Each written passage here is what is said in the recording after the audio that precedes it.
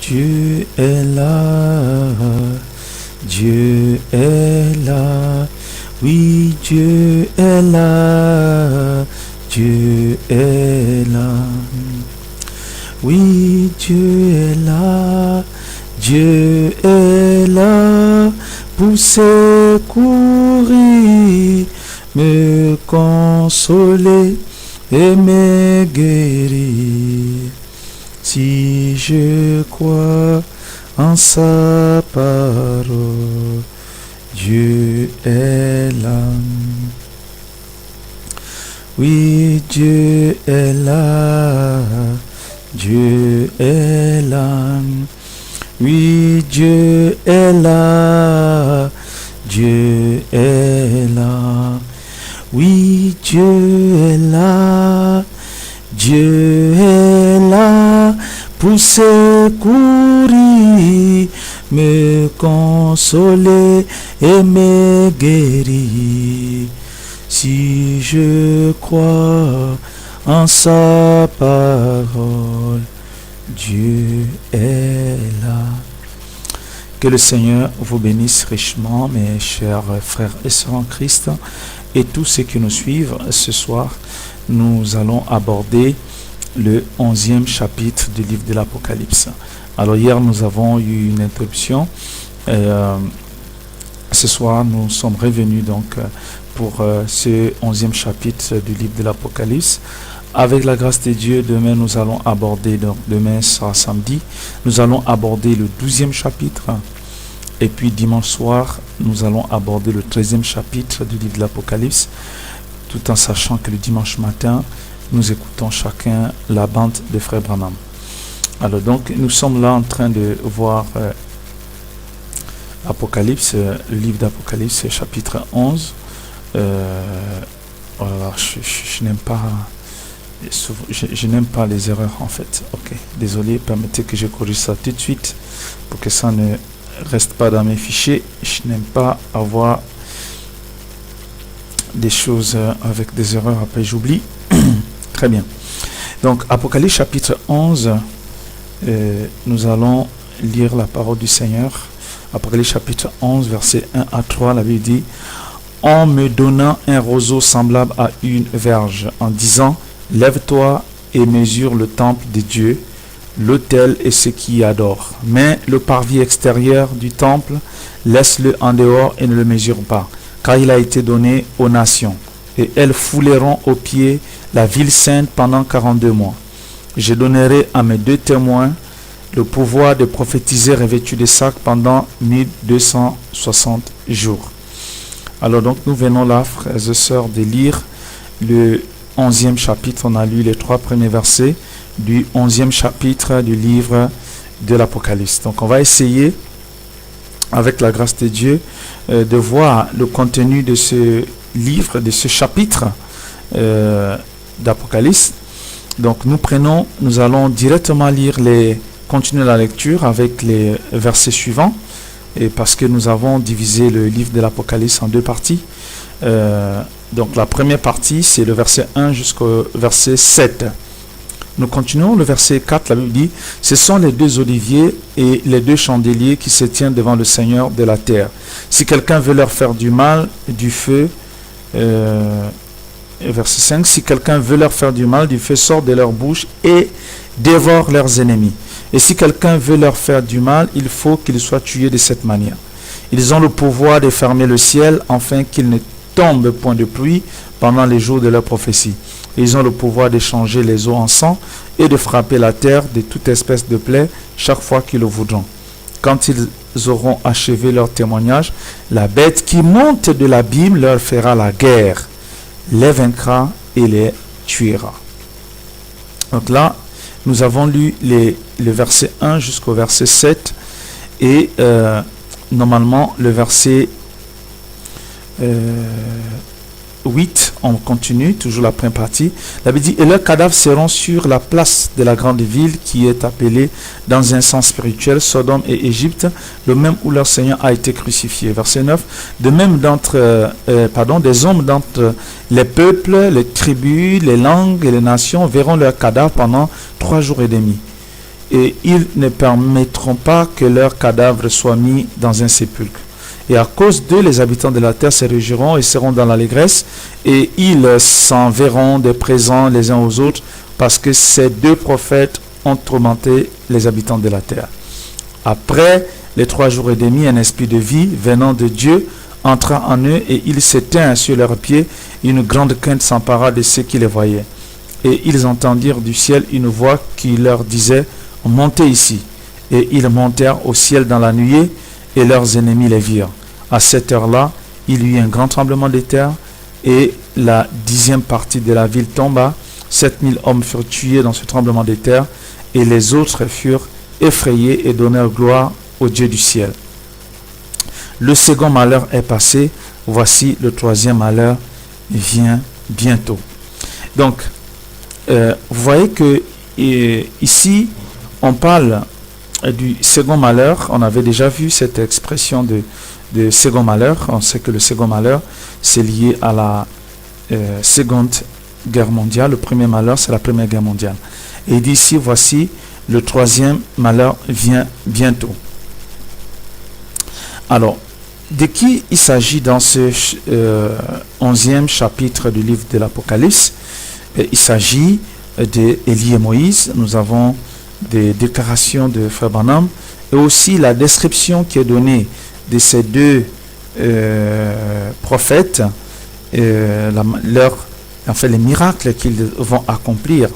Tous ces miracles identifient Élie et Moïse dans leur ministère, parce que nous savons quel a été le ministère de Moïse sur la terre et quel a été le ministère d'Élie sur la terre. Alors, par leurs caractéristiques et leur façon d'agir, nous saisissons et nous comprenons bien que ces deux prophètes, c'est bien Élie et Moïse.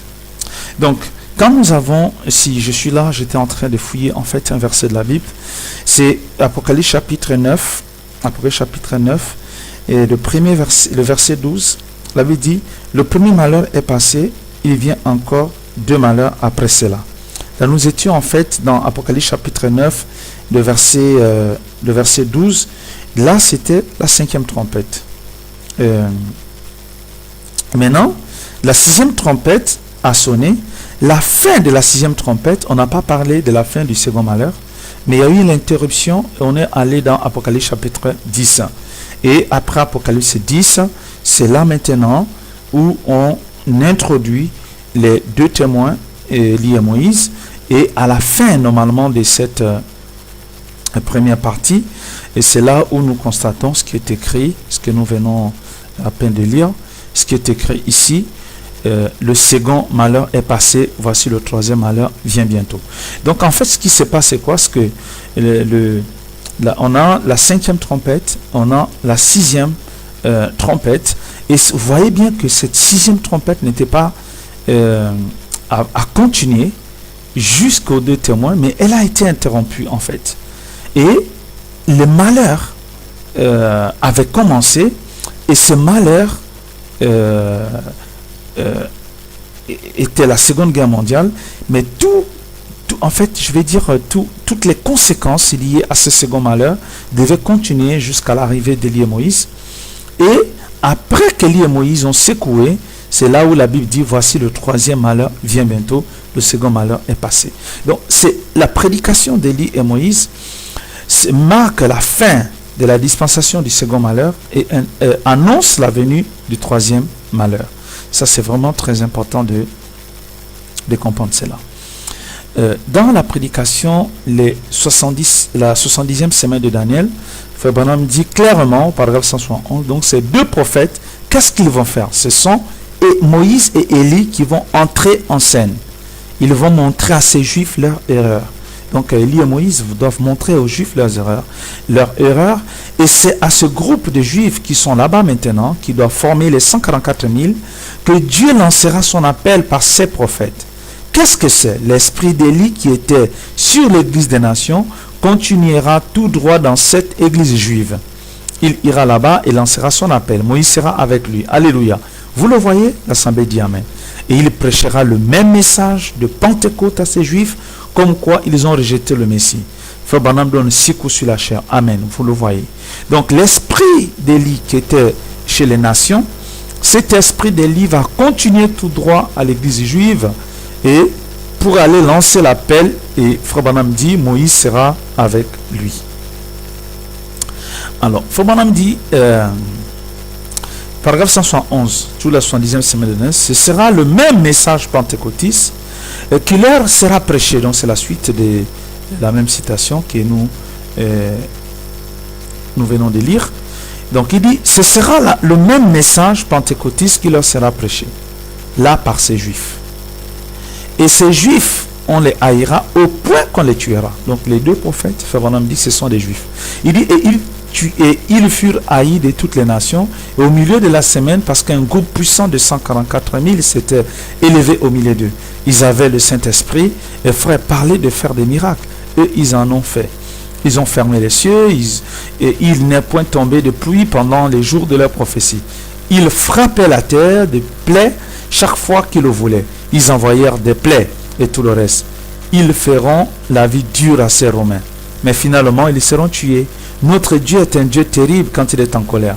Mais souvenez-vous ça, c'est pendant la 70e semaine, alors que l'Église est dans la gloire. Amen. C'est pendant le souper des noces. Oui. Donc pendant que l'Église, et Frère Branham nous explique clairement que tout ce que nous venons de lire se passe pendant la période de la tribulation, pendant la 70e semaine de Daniel, pendant que l'Église est dans la gloire. Et nous pouvons continuer ici et revenir un peu, parce que c'est très important, sur ces 70 semaines de Daniel que Frère Branham a dessiné. On voit ici, selon Frère Branham, il dit que il y a 69 semaines, depuis ici il y a 7 semaines, 7 weeks, donc 7 semaines, 62 semaines, 49 semaines, 49 ans, 434 ans.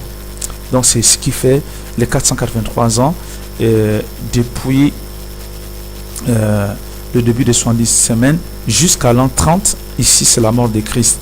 Et à l'an 70, c'est la destruction du temple de Jérusalem. On a le début des âges de l'Église. Luc 21-24, c'est la dispensation des gentils. Ok. Et ici, nous avons l'âge de la Odyssée, qui est le dernier âge de l'Église. Et nous avons ici le retour des Juifs. Et nous avons ici la pierre qui se détache de la montagne, sans le secours d'aucune main.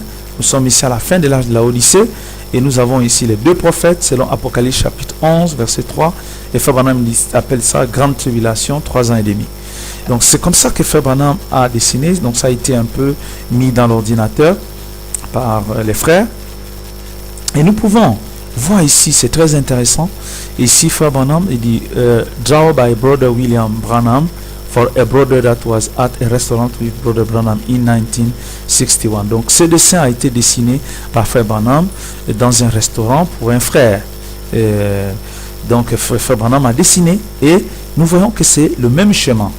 Il est 69 semaines, il a dessiné ici la croix, ici et 434 ans, 49 ans, il voit ici 483 ans, 483 years, 69 weeks. Donc il dit 483 ans, ça fait 69 semaines. Et ici il dit Church Age, donc l'âge de l'Église, Luc 21, verset 24. Je me fais le plaisir de lire Luc chapitre... Luc, je vais revenir sur le chemin. Luc chapitre 21, le verset 24. La Bible dit, ils tomberont sous le tranchant de l'épée, ils seront amenés captifs parmi toutes les nations, et Jérusalem sera foulée aux pieds par les nations, jusqu'à ce que le temps des nations soit accompli. Jérusalem sera foulée aux pieds, Jérusalem sera foulée aux pieds par les nations, jusqu'à ce que le temps des nations soit accompli. Donc la fin du temps des nations, c'est lié aussi à Jérusalem. Et on peut aussi se poser les questions, messieurs, quelle heure est-il quand on sait que les États-Unis ont reconnu Jérusalem comme la capitale d'Israël et que depuis 1967, les Juifs ont récupéré des positions là-bas à Jérusalem, en Israël. Alors, revenons ici donc sur ce chemin très intéressant qui a été dessiné par Frère Branham lui-même on voit ici les 7 âges de l'église, Éphèse, Smyrne, Pergame, Thyatire, Philadelphie, Laodicée. Il dit Saint Rapture, donc l'enlèvement de l'épouse. Et il dit ici Jesus between 69 and 69 and 70 weeks. Il dit c'est Jésus pendant la 69e et la 70e semaine.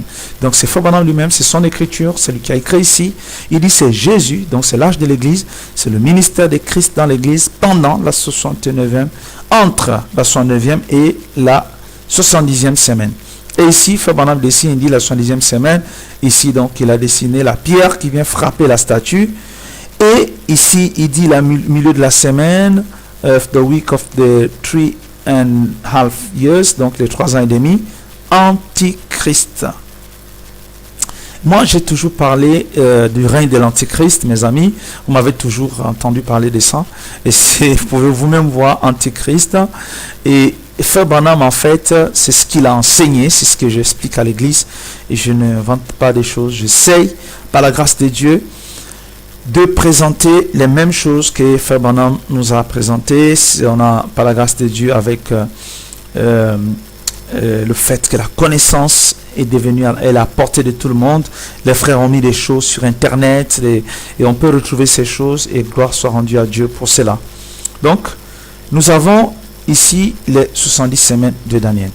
Alors, je me suis rendu compte en faisant un peu mes recherches et que, en fait, les 70 semaines de Daniel que Frère Branham a dessinées ont été dessinées par quelqu'un d'autre quelques années, je crois quelques années avant lui, par le docteur Design and Drawn by Clarence Larkin, Foxhouse, Philadelphie, copyrighted. Donc, le docteur Clarence Larkin avait dessiné les 70 semaines de Daniel. Il a mis 445 en 30, la mort de Christ, 49 ans. Ici, c'est la reconstruction du mur, la reconstruction de Jérusalem. Ici, du Messie jusqu'au prince. Donc, Daniel 9, Zacharie 9, 9, Matthieu 21. Et ici, c'est le calvaire, la mort de Christ. Et ici, on a la destruction de Jérusalem. Et nous avons ici the present dispensation de church, donc le temps de l'église.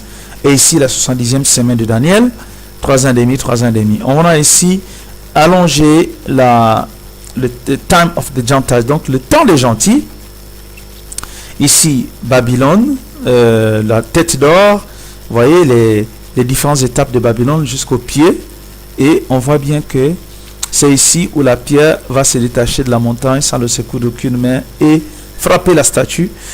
Donc en fait, on se rend compte que ce que Frère Branham a dessiné ici, c'est exactement... Oh là là, excusez-moi, je pense avoir fait une fausse manœuvre ici dans l'enregistrement audio dans le groupe de l'église. Oh là là là là là, tout est parti. Bon. Pour ceux qui ont les audios, je ne sais pas comment ils vont faire. Alors, je ne peux pas recommencer. Je suis obligé d'interrompre là-bas. Ok, pardonnez-moi, j'ai fait une fausse manipulation parce que j'ai fait en même temps l'enregistrement audio pour les frères qui ne peuvent pas télécharger la vidéo. Mais dommage que j'ai fait une fausse manipulation.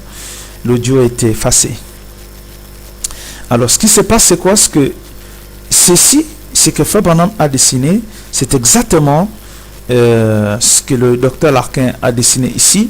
Et c'est exactement la même chose, le même nombre d'années et autres. Et c'est historique. Et Larkin n'a pas inventé. Lui aussi, il a repris dans les livres. Et il a dessiné. C'est l'histoire. Et donc ici, Gep. Et donc c'est... donc entre between 69 and 70 weeks. Donc c'est le temps entre la 69e semaine et la 70e semaine. C'est exactement ce que nous essayons d'expliquer depuis quelque temps. Alors, on va lire Frère Branham, mais quand il vient pour l'Église, la Bible, ou quand il vient pour les 144 000, la Bible dit clairement que tous les deux, ils sont deux, pas un. Donc, les 144 000, ils sont deux, mais pas un, deux. Et son premier ministère ne pouvait pas ramener les Juifs à la loi. Il devient, parce qu'il vient prêcher Christ aux 144 000. Amen. Le voici ce Messie qui avait été retranché. Amen, c'est ça. Donc ne confondez pas. Il n'y a aucune confusion. L'écriture ne ment pas du tout.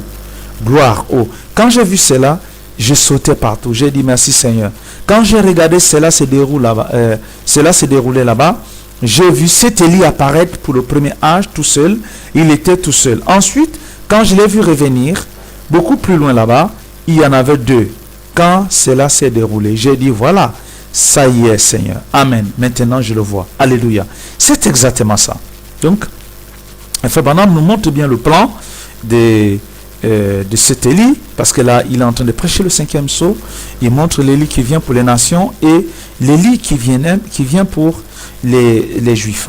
Donc, continue. Si toujours le 5e sceau, paragraphe 328, si je n'en avais pas parlé, cela aurait pu porter un peu à confusion pour quelqu'un.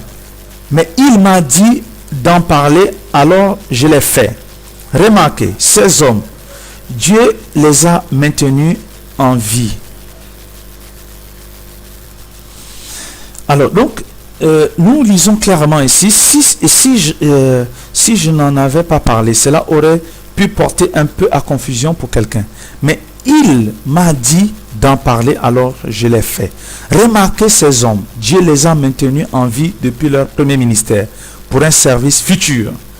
Ils avaient tellement bien fait leur travail. Voyez, pensez un peu, cet esprit d'Élie exerce son ministère 5 fois, celui de Moïse 2 fois. Qu'est-ce? Maintenu en vie pour servir plus loin, plus tard. Aucun des deux n'était mort là. N'allez pas croire ça. Ils ont été vus vivants, tous les deux en train de parler à Jésus sur la montagne de la transfiguration. Mais souvenez-vous, il faut qu'ils meurent. Alors, ici, dans le 5e sceau, Frère Branham dit qu'Élie et Moïse ont été gardés vivants et qu'il faut qu'ils meurent, et parce qu'on les a vus à la montagne de la transfiguration. Maintenant, il parle de l'esprit d'Élie qui vient 5 fois. Il dit que l'esprit d'Élie vient 5 fois. Nous savons que l'esprit d'Élie était en Élie le Tishbite, c'était en Élisée, c'était en Jean-Baptiste, William Branham, et ça revient la 5e fois en Israël. Dans le 5e sceau, donc 329, il dit: remarquez ces hommes, Dieu les a maintenus en vie depuis leur premier ministère pour un service futur. Ils avaient tellement bien fait leur travail. Voyez, pensez un peu, cet esprit d'Élie exerce son ministère 5 fois, celui de Moïse 2 fois. Qu'est-ce? Maintenir en vie pour servir plus loin, plus tard. Donc on a 5 fois Élie, Élisée, Jean-Baptiste, William Branham, et toujours encore Élie en Israël. Et Moïse, donc Moïse, et puis en Israël, donc il dit que Élie a été utilisé 5 fois et Moïse 2 fois. Question et réponse sur les sceaux.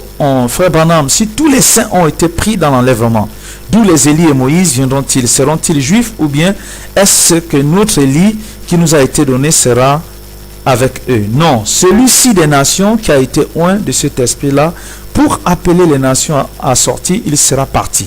En effet, vous voyez, l'église tout entière au complet a été enlevée. Et ces deux prophètes du chapitre 11 descendent.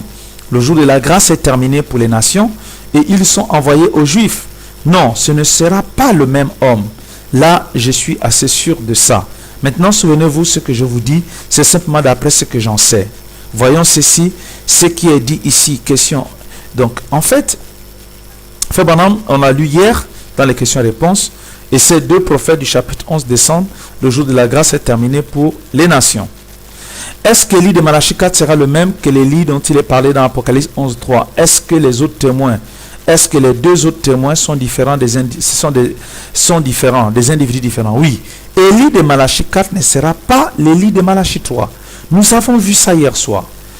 Et ce que l'autre témoin, est-ce que l'autre témoin est différent, les deux? Oui, monsieur. Moïse et Élie, selon la révélation que nous en avons. Maintenant, je ne veux pas vous retenir trop longtemps. Moïse et Élie, selon la révélation que nous en avons. Donc, en fait, c'est des personnes différentes selon Frère Branham. Il est en train de pêcher question-réponse sur les sceaux. Il dit oui, monsieur, Moïse et Élie, selon la révélation que nous en avons. Donc, Frère Branham a la révélation de ces choses. Et on ne peut pas aller à l'encontre de cela. Dans la fête des trompettes, il dit: là, regardez, ce ne sera pas une organisation quelconque qui va aller là-bas appeler les Juifs. Ce sera deux hommes, Moïse et Élie, prophètes tous deux. Et j'aime bien cela. Frère Branham dit: là, regardez, ce ne sera pas une organisation qui va aller là-bas, appeler des Juifs, ce sera 2 hommes, Moïse et Élie, prophètes tous les deux. Et pour la dernière fois, on a répondu à cette question, et je me suis moi-même posé la question, et il n'y a pas dans la Bible, il n'y a pas dans la Bible des prophètes spirituels. Les prophètes sont des hommes, ce sont des voyants, ce sont des hommes qui viennent avec un ministère pour parler de la part du Seigneur. Donc, Frère Branham, il est clair là-dessus. Il dit que ce sera, regardez, ce ne sera pas une organisation quelconque qui va aller là-bas, appeler les Juifs. Ce sera 2 hommes, Moïse et Élie, 2 prophètes tous les deux. Alors, ceci semble être assez clair. Je reviens sur ce chemin que je vous ai montré la dernière fois. Jérémie, Ézéchiel, Daniel, Agé, Zacharie, Jésus, Jean, Branham, Élie et Moïse. Donc, en fait, ces choses sont claires. Frère Branham dit, là, regardez, la fête des trompettes, là, regardez, ce ne sera pas une organisation quelconque qui va aller là-bas, appeler les Juifs, ce sera 2 hommes. Élie, Moïse, Élie, prophètes tous 2. Donc, après le ministère de Daniel, on a Agé et Zacharie. Agé, le prophète, et Zacharie, fils d'Iddo, le prophète, prophétisèrent aux Juifs qui étaient en Juda et à Jérusalem au nom du Dieu d'Israël. Donc, on a vu ces choses. Ce sera bien sûr 2 prophètes. Donc, il est clair que ces 2 prophètes, Élie et Moïse, n'ont rien à voir avec Malachie 4. Donc, la deuxième partie maintenant de ce chapitre, de ce deuxième chapitre, je veux dire de ce chapitre 11, la Bible nous dit, le 7e ange sonnant de la trompette, et il y eut dans le ciel de fortes voix qui disaient, le royaume du monde est remis à notre Seigneur et à son Christ. Il régnera au siècle des siècles.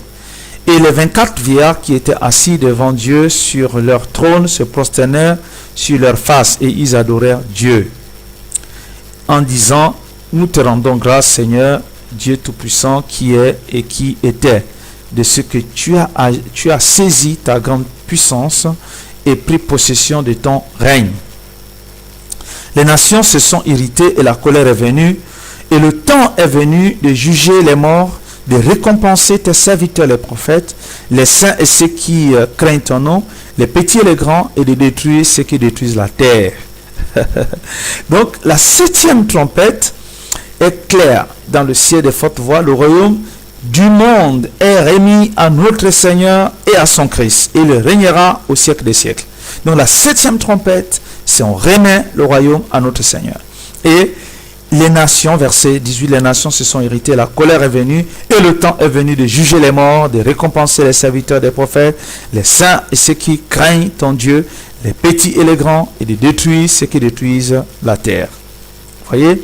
Et le temple de Dieu dans le ciel fut ouvert, et l'arche de son alliance apparut dans son temple, et il y eut des éclairs, des voix, des tonnerres, un tremblement de terre et une forte grêle. Donc, la deuxième partie du livre, du chapitre 11 du livre de l'Apocalypse, nous parle de la 7e trompette que nous allons commencer à aborder maintenant. Donc, nous pouvons résumer notre chapitre 11 du livre de l'Apocalypse. Et nous avons bien vu que dans ce premier chapitre, dans ce 11e chapitre, il y a la prophétie d'Élie et Moïse. Et comme j'ai dit la dernière fois, est-ce que le chapitre 10 intervient entre la 6e trompette et la 7e trompette? Donc le chapitre 9 nous parle de la 6e trompette.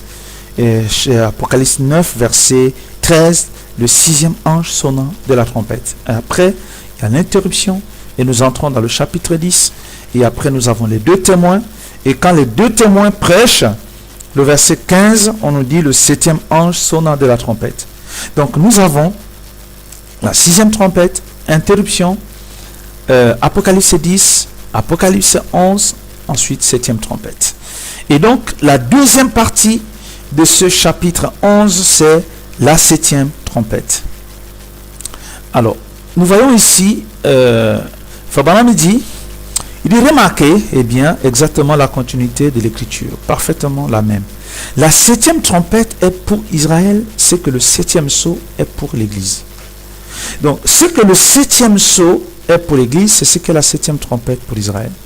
Frère Branham dit, nous voyons sous le septième sceau, et quand ces hommes qui étaient sous l'autel là, qui ont reçu des robes leur ont été données, et non pas qu'elles les avaient méritées, mais parce qu'elles vivaient pendant la dispensation où Dieu manifestait encore sa grâce envers les gentils, pas à l'égard des Juifs. Israël est sauvé en tant que nation. Dieu traite avec Israël en tant que nation. Les gentils, un peuple pour son nom, pas une nation pour son nom, Israël. Donc ce qu'on peut retenir de cette citation de Frère Branham sur la fête des trompettes au paragraphe 116, c'est que la septième trompette est pour Israël, c'est ce que le septième sceau est pour l'Église. Et ça, c'est vraiment un parallèle très intéressant. Alors nous continuons. Frère Branham dit à la fête des trompettes, paragraphe 194, il dit, et en même temps, maintenant, dès que cette église, l'épouse, est rassemblée, elle est enlevée dans ce mystère du septième sceau, ou le septième sceau, le mystère du départ. Frère Branham dit, elle est enlevée, donc l'église, l'épouse, il dit cette église, en parenthèse, l'épouse, pour plus de précision, est rassemblée, elle est enlevée dans ce mystère du septième sceau, ou le septième sceau, le mystère du départ. Et Frère Branham dit, les Juifs, eux, sont appelés par le mystère de la septième trompette. Il s'agit de deux prophètes, Élie et Moïse, qui reviennent. Et c'est là-dessus que les pentecôtistes sont complètement déboussolés. Et ne soyez pas des pentecôtistes, mes amis, parce que Branham dit les pentecôtistes sont déboussolés. Et nous sommes les croyants du message, nous ne sommes pas les pentecôtistes et nous ne devons pas être déboussolés. Alors il dit, les Juifs, eux, sont appelés par le mystère de la septième trompette. Il s'agit de deux prophètes, Élie et Moïse, qui reviennent. Et c'est là-dessus que les pentecôtistes sont complètement déboussolés. Ils s'attendent à ce que quelque chose se produise. L'église est déjà partie. Cela, c'est pour les Juifs. Donc, Élie et Moïse, c'est pour les Juifs, ça ne concerne plus l'Église. Il dit, maintenant, remarquez, les trompettes dont nous parlons, c'est un appel à se rassembler. Paragraphe 135 des fêtes des trompettes. Soit pour une fête, pour la guerre, pour une personne, pour un jour sacré, ou pour quelque chose comme ça. Remarquez, vous dites, pour une personne, oui, oui. Ou pour l'année du jubilé, l'annonce de la liberté prochaine, du moment où il pourrait s'en retourner. Bon, nous pourrions prendre toute une matinée seulement sur ce point-là. Mais maintenant, pour aborder les trompettes. Maintenant que vous avez le contexte, les sceaux et l'église. Maintenant, nous allons aborder la trompette. La trompette sonnait et la trompette annonce soit une guerre ou un jour de fête ou ce que cela signifie. C'était rassemblement des gens. La trompette. Alors, Frère Branham nous a donné toutes les définitions de la trompette. Il dit maintenant, remarquez, la trompette sert à appeler les gens à se rassembler, à se réunir en vue de quelque chose. Parfois, elle annonçait une personne importante. Par exemple, pour Joseph, il sonnait de la trompette à l'apparition de Joseph. Ce qui est un symbole de la grande trompette dont nous parlons. Et que nous allons voir bientôt dans Ésaïe, où il est dit, quand la grande trompette sonnera, quand cet étendard sera élevé là-haut, alors le moment viendra où on sonnera de la grande trompette. Et toutes les nations se rassembleront à Jérusalem. Ça, c'est quand le millénium commencera. La grande trompette. Il dit, on va sonner. Il dit qu'il y a les 7 trompettes et il y a la grande trompette. Il dit, la grande trompette, c'est quand le millénium va commencer. Et Frère Branham, toujours la fête des trompettes, c'est très important de lire ça. Il dit dans ces fêtes de la Pentecôte, qui est représentée dans Lévitique 23, 26 ou 23 et 24, c'est une fête de deuil, pas une fête pour immoler. La fête était immolée, ou plutôt l'expiation était immolée. L'expiation était immolée, Lévitique 16 est en parallèle exact de cela. Seulement, ici, c'est l'appel d'Israël à être dans le deuil à cause de ses péchés. Comme c'est parfait aujourd'hui. Il ne s'agit pas de l'immoler de nouveau. Ce qui a d'ailleurs été montré en symbole par Moïse quand il a frappé le rocher la deuxième fois, ça n'a pas marché. Ce n'est pas une fête pour immoler, mais un deuil pour avoir rejeté l'expiation. Oh là là. Voilà ce que sera la trompette, la fête d'être rejeté. Ensuite, leur Messie qui se fait connaître. Vous voyez, Dieu s'est fait connaître, il a travaillé avec les nations. Et l'apôtre Paul a bien dit que Dieu a aveuglé Israël pour choisir au milieu des nations un peuple qui devait porter son nom.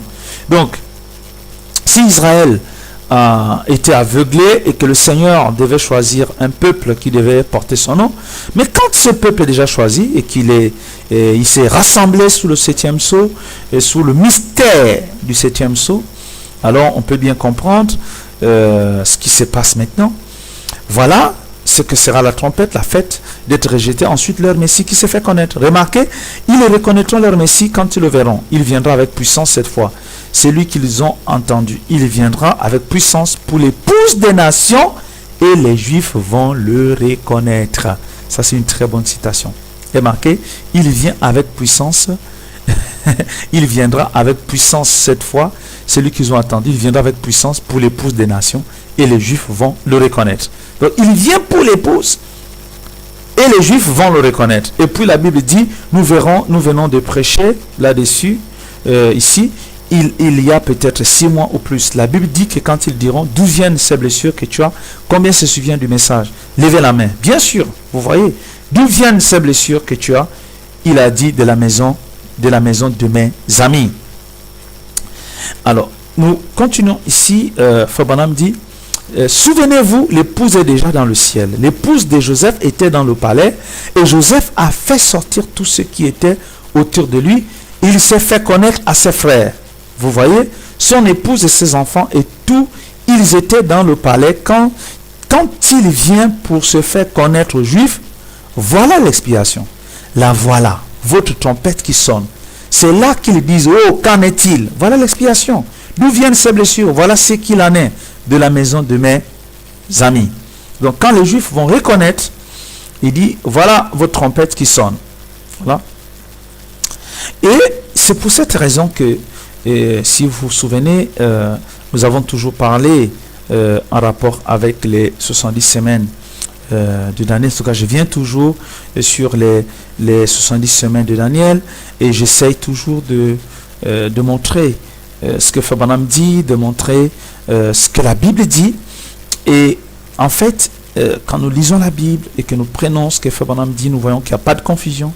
Et le Daniel 9, verset 24, il est clairement dit, 70 semaines ont été fixées sur ton peuple et sur ta ville sainte. Les 70 semaines concernent un peuple et une ville pour faire cesser les transgressions du peuple, de la ville, mettre fin au péché du peuple, la ville, pour expier l'iniquité, amener la justice éternelle, pousser la vision et la prophétie et pour oindre le Saint des Saints. Tout ça, c'est en rapport avec le peuple et la ville sainte. Mes amis, c'est ce qui est écrit dans la Bible. Croyez la Bible, c'est la parole de Dieu. L'homme ne vit pas de pain seulement, mais de toute parole qui sort de la bouche de Dieu. 70 semaines ont été fixées sur ton peuple et sur ta ville sainte. Maintenant, nous savons qu'il y a un Israël physique et un Israël spirituel. Il y a des choses qui ont une application physique sur le peuple d'Israël et une application spirituelle sur l'Église. Mais il y a des choses qui s'accomplissent telles que Dieu a parlé. Et si nous venons ici, la Bible dit, faire cesser les transgressions, la mort de Christ à la croix, c'était pour faire cesser l'expiation. Hein? Et mettre fin au péché. La première venue de Christ, c'était ça. Pour expier l'iniquité. Vous voyez? Et amener la justice éternelle. Fabanam dit la justice éternelle, c'est le millénium.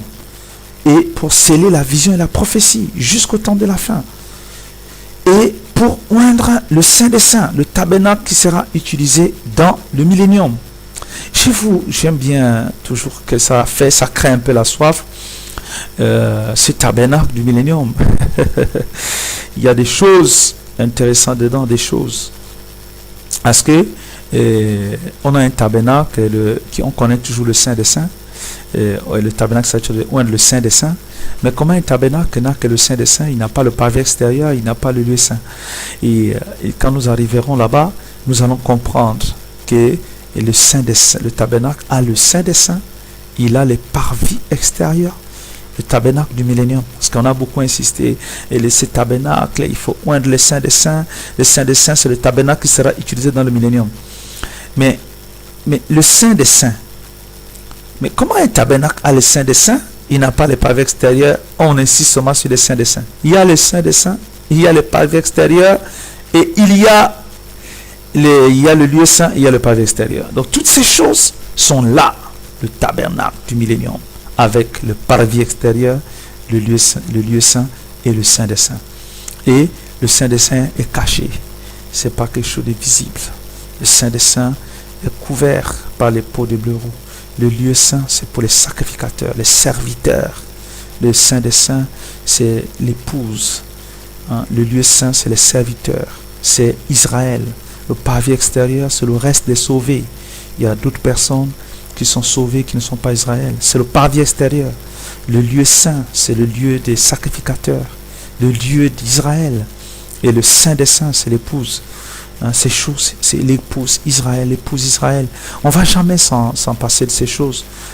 C'est pourquoi quand des fois on revient au plan de la rédemption, on voit ces choses avec Esther, je vais dire avec Naomi et Ruth la Moabite et Orpa l'église dénominationnelle, Ruth la Moabite, l'épouse, et nous avons Naomi.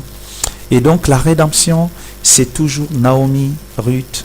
On va pas, si vous mettez Naomi de côté, ça ne marche pas.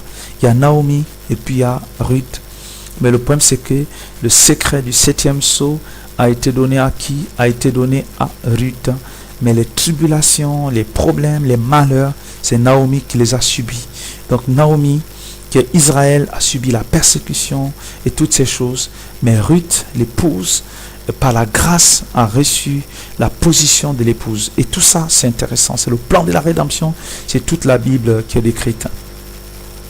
Alors, essayons donc d'avancer. Frère Branham dit, il dit, maintenant souvenez-vous, et je vous ai dit que je reviendrai sur cette grande trompette. Il a dit qu'est-ce qu'il allait faire. Ici dans Ésaïe, il a dit, la grande trompette sonnerait, la grande trompette, pas les trompettes à la fête des trompettes. Il y en a deux, Moïse et Élie, pour faire l'appel de la trompette.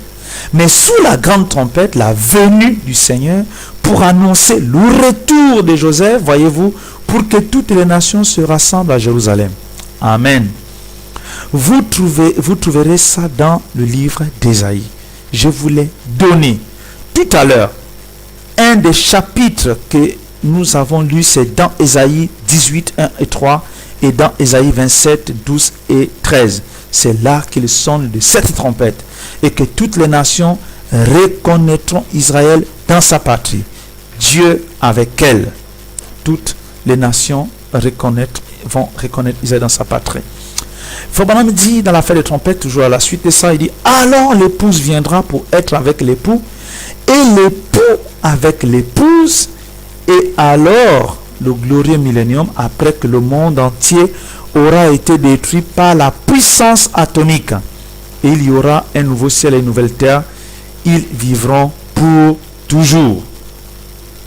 Donc nous comprenons ici, mes amis, que le livre d'Ésaïe a dit en ce temps-là, l'Éternel secouera les fruits depuis le cours du fleuve jusqu'au torrent d'Égypte, et vous serez ramassés un à un, enfants d'Israël. En ce jour, on sonnera de la grande trompette. Et alors viendront ceux qui étaient exilés au pays d'Assyrie ou fugitifs au pays d'Égypte, et ils se prosterneront devant l'Éternel sur la montagne sainte à Jérusalem. Donc tout à l'heure, Frère Branham nous a fait une petite différence. Il dit la septième trompette, il parle de la trompette et de la grande trompette. Il dit les trompettes, ça c'est les deux témoins, Élie et Moïse, mais la grande trompette, c'est l'introduction du millénium avec la venue de Joseph. Alors, j'ai noté quelques petits schémas ici pour qu'on puisse comprendre. Ici, c'est un schéma que j'ai pris sur Internet. C'est important, n'ayons pas peur de ces choses. Vous savez, mes amis, ne soyons plus limités. Vous devez, vous devez étudier ces choses. L'étude, c'est une comparaison. Vous prenez des vérités, vous essayez de voir, vous essayez de lire, et le Saint-Esprit va vous frapper et la révélation va venir. Donc cette histoire où on veut nous abrutir, je dis bien abrutir, moi je ne suis pas dedans, je ne veux pas m'abrutir, je lis le message, je lis la Bible, je fais des recherches sur tout ce qui ont traité sur le sujet. Et même Frère Branham, quand il a prêché les 7 sceaux, il était en train de lire des livres. Il avait les livres, les commentaires des théologiens quand il prêchait les 7 sceaux. Et le Saint-Esprit descend et lui donne la révélation. Il dit voilà, c'est ceci. Donc on ne peut pas avoir la révélation, la compréhension profonde de ces choses si on ne les étudie pas. Il y a une différence entre faire une lecture partielle et faire une étude. Une étude approfondie nous permet d'aller lire, faire des comparaisons. Quelqu'un dira, mais Frère Branham a déjà fait cette étude pour nous, il a déjà cherché ces choses. C'est un point de vue que je respecte. Mais ici, je suis en train de montrer, vous allez comprendre en fait d'où vient la confusion, la différence entre les théologiens et Frère Branham. Regardez comment les théologiens, quand je dis les théologiens, c'est qu'ils ont pris ce qui est écrit dans l'Apocalypse et ils ont montré ça dans l'ordre. Et ils disent quoi? Ils disent, on a les premiers sceaux. Donc pour eux, pour les théologiens, on a les sceaux. Et les premiers sceaux, c'est la fausse religion. Le deuxième sceau, c'est les guerres. Le troisième sceau, c'est la peste. Quatrième sceau, c'est la mort. Cinquième sceau, la grande tribulation, ce qui est faux. Parce que Frère Branham nous a dit que le cinquième sceau, c'est les âmes sous l'autel. Et ils disent, le sixième sceau, c'est le sceau des signes célestes. Bon, oui, un peu vrai, mais bon. Le septième sceau, ils disent quoi? C'est le silence d'une demi-heure. Et ils disent les 144 000 scellés à la multitude revêtue des robes blanches. Pour eux, c'est ça le septième sceau. Nous voyons que ce n'est pas possible. Le silence de la demi-heure. Regardez. Ils disent que après ils alignent. Donc on a premier sceau, ensuite les trompettes. Donc pour eux, c'est des choses qui vont dans des escaliers. Premier sceau, deuxième sceau, troisième, quatrième, cinquième, septième sceau, première trompette, deuxième. Et malheureusement, même certains croient du message. Je montre ça pour vous montrer la conception théologique. Parce que quand quelqu'un va prêcher ces choses, oh, il y a telle chose. Vous savez déjà ce que les théologiens prêchent. Vous allez dire ça là. Le pasteur nous a montré ça. C'est la théologie. Ça n'a rien à voir. Parce que là, je vous montre la théologie. Comment les théologiens montrent ces choses. Et je vous montre comment Frère Branham montre ces choses. Donc, pour les théologiens, voilà comment ils montrent ça. Première trompette, c'est quoi? Les arbres. Et la mer est frappée. De troisième trompette, les eaux sont frappées. Quatrième trompette, les cieux sont frappés. Cinquième trompette, la fosse sans fond est ouverte. Et là, c'est le premier malheur. Ah, très bien. Et ici, ils disent quoi? Le deuxième malheur, c'est la guerre de 200 millions. Et donc, mes amis, je vais déjà vous dire que ces gens qui enseignent ces choses disent quoi? Ils disent que pour eux, l'enlèvement est passé. Quand l'enlèvement a eu lieu, c'est là maintenant où le premier sceau, le deuxième sceau, le troisième sceau vont s'accomplir. Donc pour eux, c'est grave. Donc nous sommes ici, dans les arches de l'église. Un jour, l'épouse va être enlevée. Et quand l'épouse va être enlevée, c'est là où maintenant le premier sceau va s'accomplir, le deuxième sceau. Oh Seigneur. Donc ils disent quoi? Les trompettes et tout, jusqu'au premier malheur, deuxième malheur. Ensuite, les plaies ou coupes, je ne sais même pas ce que ça veut dire. Et ici, ils disent quoi? Il dit les tonnerres, voilà, les prophètes de 1260 jours. Donc, Élie et Moïse, ils vont prêcher ici pour eux. Ensuite, ici, c'est l'avènement de Christ, l'avènement du Fils de l'homme. Vous voyez, mes amis, quand on dit le Fils de l'homme va apparaître et tout ça, et ce qui arriva du temps de Sodome arrivera par l'avènement du Fils de l'homme. Donc pour eux, l'avènement du Fils de l'homme, c'est ici, mes amis. Hein? L'empire et tout. Après, maintenant, il y a le troisième malheur, c'est les plaies, donc les 7 plaies, ou troisième malheur, la guerre d'Ézéchiel, la 7e trompette. La guerre d'Ézéchiel, en fait, c'est la troisième guerre mondiale. Ézéchiel chapitre 38 parle Gog au pays des Magog, ainsi de suite, qui va se rassembler et vont aller attaquer Jérusalem. Vous voyez? Vous allez voir, mes amis, que en réalité, si vous dites que tout ça là c'est faux, c'est vous qui êtes faux. Si vous dites que tout est faux, c'est vous qui êtes faux. Si vous dites que tout est vrai, c'est vous êtes faux. Les théologiens nous présentent la Bible, donc tel que c'est écrit. Donc en réalité, ils n'ont rien inventé. Ils ont pris l'Apocalypse et nous ont remis l'Apocalypse sous forme de schéma comme ça, avec des choses. Et tel que c'est décrit, nous pouvons comprendre alors leur compréhension, mais il nous faut un prophète. Quand le prophète vient, vous voyez, et ils nous ont mis le premier sceau, deuxième, troisième, ici, après l'enlèvement. Mais nous voyons, selon Frère Branham, que les sept sceaux, donc le cavalier sur le cheval blanc, c'était l'âge de Paul, le rouge, il est venu en tant que faux prophète, donc cavalier sur le cheval blanc, il est venu en tant qu'antichrist, c'est au premier âge, l'âge d'Éphèse, et il vient en tant que faux prophète dans le cavalier sur le cheval rouge, dans l'âge d'Irénée de Martin. Dans l'âge de Colomban, de Luther de Wesley, il est le vicaire, il est le cavalier sur le cheval noir. Et dans cet âge de William Branham, il est la bête.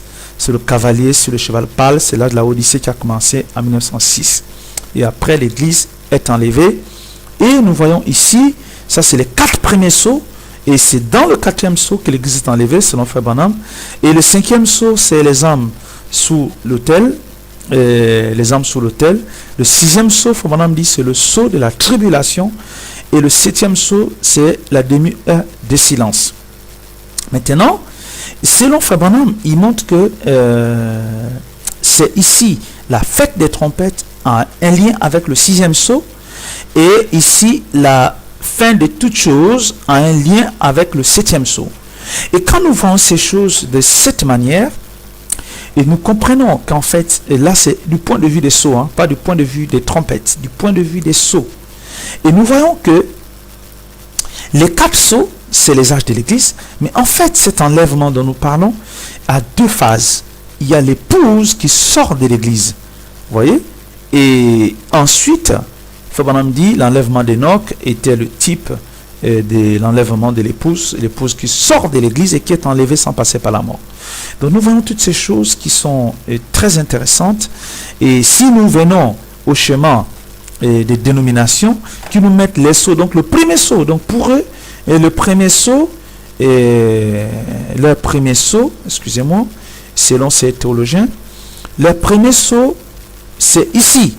Donc quand l'église est enlevée, c'est là où le cavalier sur le cheval blanc arrive. Non! Frère Branham dit, c'est le cavalier, c'est l'antichrist depuis les âges passés. Donc moi, j'ai essayé de faire ces résumés pour essayer que les gens puissent comprendre. J'ai mis ça en rapport avec les 7 fêtes d'Israël. Et vous voyez, la fête des Pâques, des pains sans levain, la fête des prémices. Après, il y avait la fête des Pentecôtes. Nous avons la fête des trompettes, la fête d'expiation et la fête des tabernacles. Ces 7 fêtes d'Israël représentent tout le plan de la rédemption et tout ce que Dieu va faire au cours de l'histoire. Mes amis, le peuple d'Israël, c'est le peuple que Dieu a placé sur la terre, à qui il a confié les lois, confié tout ce qu'il devait faire dans une application charnelle, mais avec une interprétation spirituelle. Alors, donc quand nous venons ici dans la première venue du Seigneur Jésus-Christ, c'est dans cette première venue, il y a eu la Pâque, les pains sans levain et les prémices.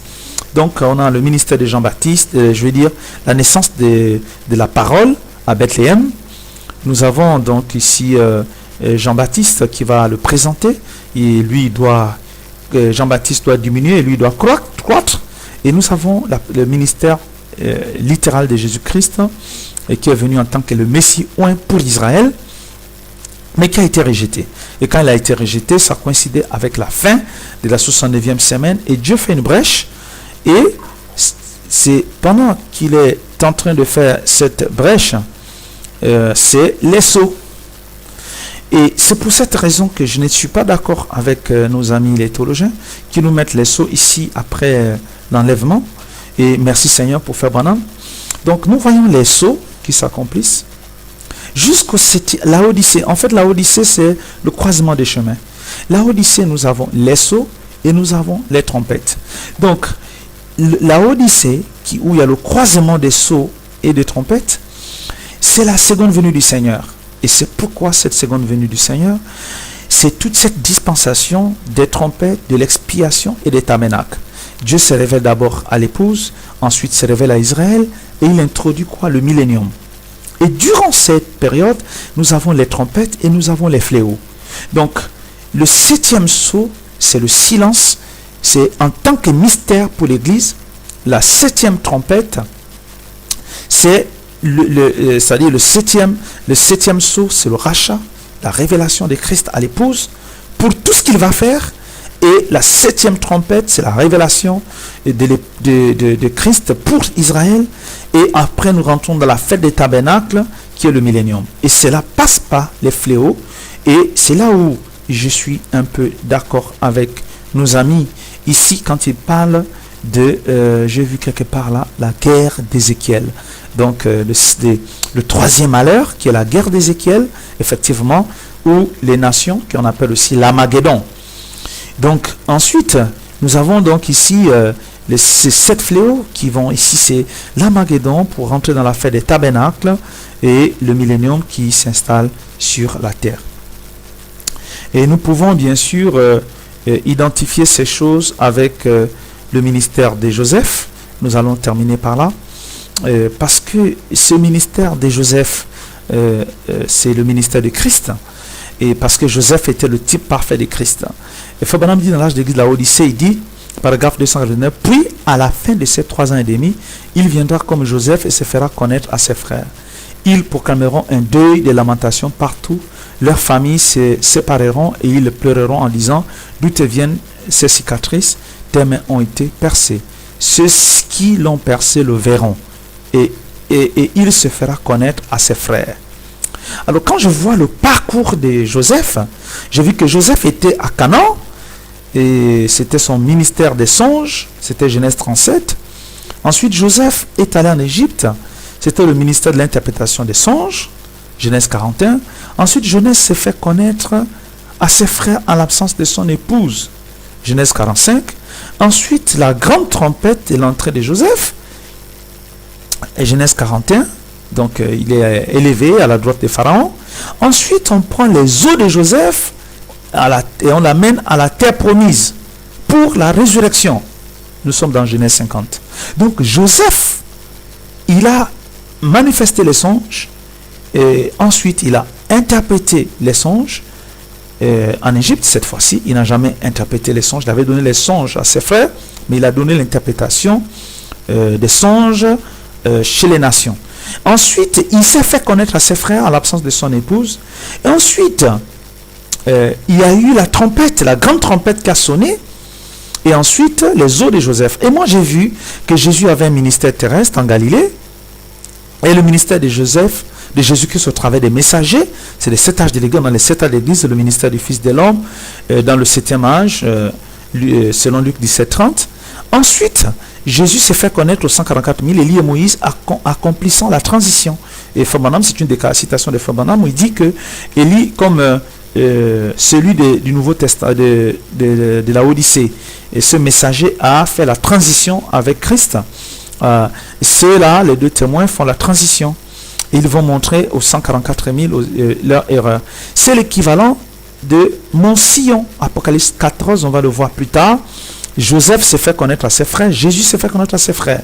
Ensuite, Jésus introduit le millénium. Après la guerre d'Ézéchiel, que les théologiens appellent la guerre d'Ézéchiel, c'est une nouvelle expression que je viens d'avoir. Et la guerre d'Ézéchiel, et ce que nous appelons le 3e malheur, la 3e guerre mondiale, c'est là où on a le premier ciel, Apocalypse 19, 20, le fils de David, le ministère du millénium. Et nous avons vu que le millénium n'est pas. Donc, Joseph est toujours en Égypte. Le millénium, Joseph est toujours dans le monde. Il est encore en Égypte. Mais on va prendre ces eaux pour aller les amener dans la terre promise. Et j'ai mis Christ et l'épouse dans la nouvelle Jérusalem. Vous voyez, donc, vous voyez que ce ministère de Jésus-Christ, le ministère de la rédemption, c'est des ministères parfaits, et les patriarches, et un patriarche comme Joseph a expliqué ces choses dans son ministère, et ces choses s'accomplissent littéralement sous nos yeux. Nous pouvons donc savoir exactement où nous sommes aujourd'hui, et nous sommes dans le temps, donc assez croisé de chemin, à cet endroit où, comme nous l'avons montré ici, où, voyez, les sceaux et les trompettes se croisent, l'âge de la Odyssée, l'épouse doit disparaître, c'est l'âge où l'Apocalypse 10 s'accomplit, et bientôt, Apocalypse 11 va s'accomplir, et en fait, entre Apocalypse 11 et Apocalypse 19, le temps est très court, mes amis. C'est l'introduction dans le millénium, c'est pas un long temps, c'est un temps assez court. Alors, j'aimerais vous dire grand shalom à vous. Que Dieu vous bénisse. Soyez en paix dans vos maisons et bénissez le nom du Seigneur et remercions-le. Merci de nous avoir envoyé Élie le prophète pour nous révéler ces choses. Grand shalom à vous.